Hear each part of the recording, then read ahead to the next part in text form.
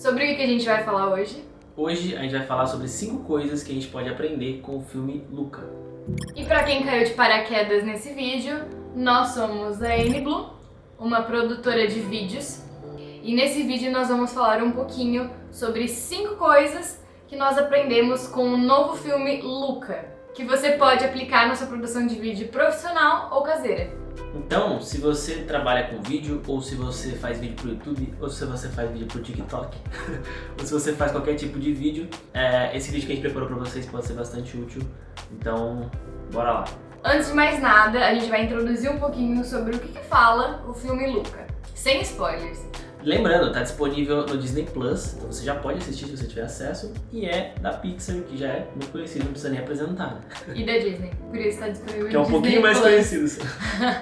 É isso. Luca é um filme que se passa na Riviera Italiana, por volta dos anos 50 a 60, e conta a história de um menino chamado Luca, que ele é um monstro marinho adolescente. E com tanto puxão de orelha dos pais falando que a superfície é super perigosa, porque tem os monstros humanos que eles têm medo e são perigosos, ele nunca foi pra superfície. E aí um dia ele encontra um menino que também é um monstro marinho chamado Alberto e que ele já vive na superfície. Sem spoilers. Não, sem spoilers, não falei nada. Continua aí.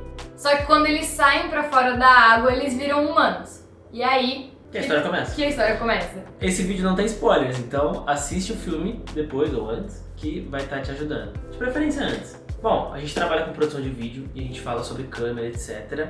E aí você pensa, pô, é uma animação. Só que assim, as animações da Pixar, elas são também um filme, né? Ela tem essa mesma linguagem, essa mesma temática. Então a gente consegue absorver muita coisa, né? Mesmo sendo uma animação, a gente consegue absorver muita coisa para aplicar no audiovisual. Então, por isso que a gente separou 5 lições, coisas, técnicas que a gente tirou do filme Luca e que a gente vai passar para vocês. Inclusive, isso aqui é uma série nova do nosso canal. Um quadro Um novo. quadro novo, da qual a gente vai analisar alguns filmes que saírem e tentar pegar a técnica desses filmes profissionais pra gente poder aplicar nas nossas produções. A gente não queria fazer um quadro tão clichê, né, em que as pessoas assistem o vídeo e dão a opinião delas ou contam sobre o filme, mas sim um quadro um pouco mais específico, um pouquinho mais técnico, em que também vão rolar algumas curiosidades, óbvio, Sim. mas a gente quis trazer um pouquinho disso pro nosso universo e pro de vocês.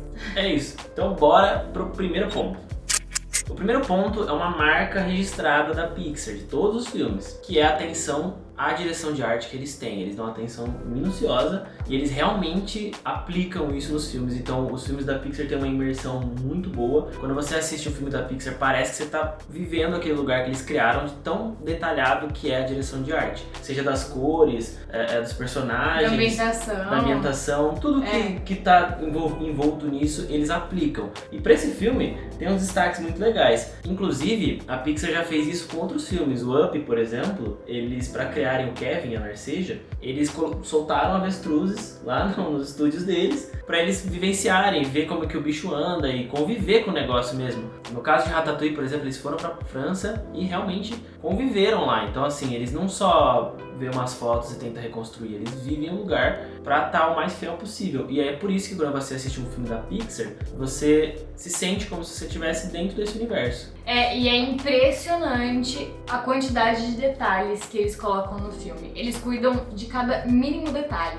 E é impressionante, né? Porque como se trata de um filme de água, né, também, é um filme marinho, queira ou não, assim, não supera Nemo, vai. Que Nemo tem ainda aquela coisa do fundo do mar, que é muito mais detalhado, e até porque o filme inteiro é praticamente dentro do mar. Mas, gente, parece que cada filme que passa, a água tá mais perfeita nos filmes. Então, pra produzir esse filme, com a direção de Enrico Casarosa, Deixa eu colocar a fotinha dele.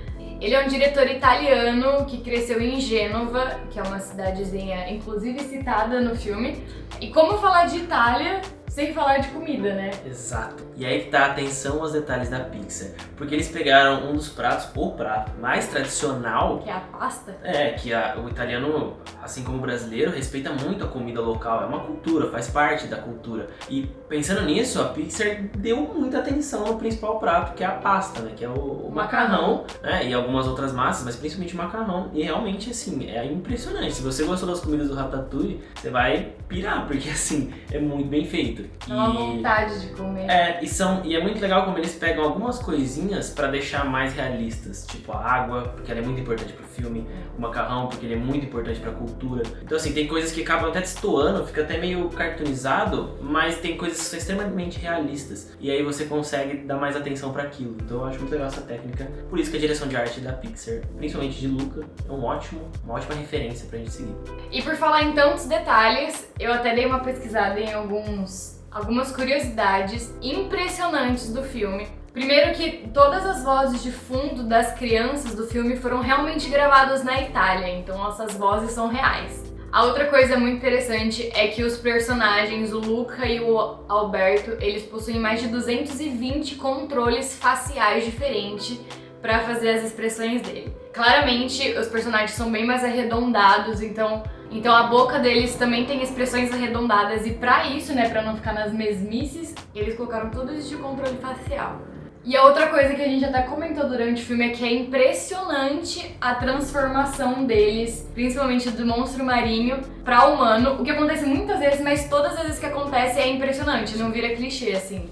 Inclusive já foi falado que o Luca, em específico, o personagem de monstro marinho dele, tem 3.436 escamas. Então pra vocês verem que é detalhe mesmo. O segundo ponto também é uma característica muito comum da Pixar, que é de simular uma câmera real. Então muitas vezes você está assistindo um filme da Pixar e você fala, nossa, parece que eu estou assistindo realmente um filme, né, com pessoas. E muito isso se deve porque eles dão muita atenção para a direção de fotografia, para as câmeras, e eles realmente simulam o movimento da câmera, o foco, desfoque, etc. O Depth of Field, que a gente falou disso em outro vídeo, inclusive. E é muito legal porque a Pixar contratou inclusive um cara justamente para melhorar essa característica, que é o Patrick Lean. E depois que ele entrou, a gente viu filmes como, por exemplo, Toy Story 4, Os Incríveis 2 e Divertidamente, inclusive usando técnicas que são técnicas de câmera real dentro de uma animação. Então eles simulam mesmo, ajuda a contar a história e passar a emoção. O terceiro ponto é como a montagem desse filme influencia na narrativa. Ela é uma montagem muito bem feita, só que ela tem inserções da imaginação do Luca. Então fica uma coisa bem lúdica, né? Sim. Em certos momentos. É uma quebra até meio bizarra, né? Dos momentos que você fala, nossa, do nada. Só que é a cabeça de uma criança. Quando você fala uma coisa pra ela, ela já começa a brisar naquilo e entrar naquele pensamento. E eles simulam isso muito bem. E uma coisa que a gente prestou atenção também no filme é que como ele não conhece o mundo terrestre, né? As imaginações dele vão evoluindo conforme ele vai aprendendo. Sim. Então, assim, na primeira cena é uma coisa completamente lúdica, acaba sendo até um pouco 2D, né? Uhum. E na última imaginação dele, ele já tá completamente imerso no mundo terrestre. Então você percebe essa evolução durante o filme. É como se a gente aprendesse junto com ele, né? Como se a gente também imaginasse com ele e aí ele vai evoluir na própria imaginação dele. Porque ele vai aprendendo, igual uma criança que tá naquela fase de aprendizado. Então, pra mim, isso é sensacional. E é o melhor exemplo, mais didático possível de como a montagem é importante pra narrativa e pro timing. Quarto ponto foi o primeiro filme da Pixar, por motivos óbvios, a ser feito quase inteiramente em home office. O filme ele teve a sua data de estreia prevista já desde muito antes, que foi no dia 18 de junho de 2021, e ela foi mantida, mesmo com a pandemia. O último filme lançado pela Pixar foi Soul, só que até lá a pandemia não tinha nem começado. Então a maior parte da produção dele foi feito antes da pandemia, né? Então presencialmente normal. Isso é muito legal porque deixa a gente motivado de que, a Pixar, cara, fez um negócio em home office, sabe? Eles se dedicaram dessa forma. Isso motiva a gente de que dá pra fazer tudo o que você quiser, de onde você quiser, sabe? Ainda mais hoje em dia com a tecnologia, eu acho que isso é um ensinamento legal pra quem produz vídeo. Você pode produzir dentro da sua casa mesmo, porque eles fizeram um puta filme desse dentro de casa. O quinto ponto é que o filme ele respeita uma receitinha da Pixar que já foi estudada, já foi lapidada, de como a história se desenvolve. Sim, e é o que justamente prende as crianças pra assistir, porque a gente tem que lembrar que uma animação tem um público-alvo infantil. E se você assistir todos os filmes da Pixar, você vai enxergar essa receitinha. A diferença é que cada filme da Pixar, eles arriscam um pouco mais. Então, nesse, eles quebraram alguns clichês, me lembrou um pouco, claro, o Coco e o Onward, né, em alguns momentos, mas eles quebram essa receitinha com alguns clichêzinhos e uns detalhes que estão bem intrínsecos ali na narrativa e que talvez só um adulto consegue pegar. Mas, no final das contas, o filme é uma ótima homenagem a mais uma cultura do mundo, igual foi Coco. Então, pra quem é da Itália, esse filme deve ter sido uma maravilha. Por isso que a gente falou até do filme brasileiro, que a gente quer ver, se um dia for ter. No final das contas, é isso, uma grande homenagem e a gente gostou bastante do filme.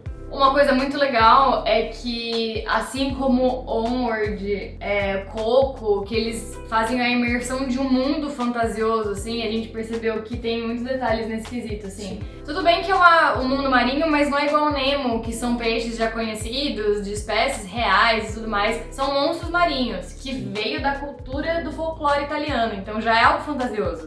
Então essa imersão que eles fazem nesse mundo, sabe, tipo, tantos detalhes, até assim, a maneira que eles nadam e que o Luca vai andar pela primeira vez, ele faz o mesmo movimento que ele fazia quando ele era peixe. Então isso esses detalhes são sensacionais. E é muito legal porque eles pegam um mundo fantasioso e colocam o cotidiano de seres humanos lá dentro. Igual eles fizeram com Onward, com Coco, etc. E é muito legal porque a Pixar faz isso muito bem. Bom, de uma maneira geral, eu amei o filme. Também. Você amou também? Muito.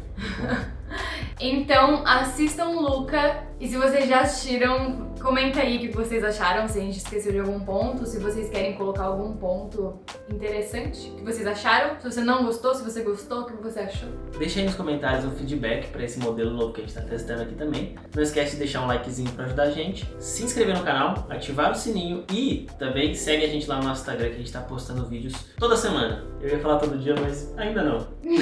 Um dia quem sabe. Enfim, muito obrigado por ter assistido e até o próximo. Valeu!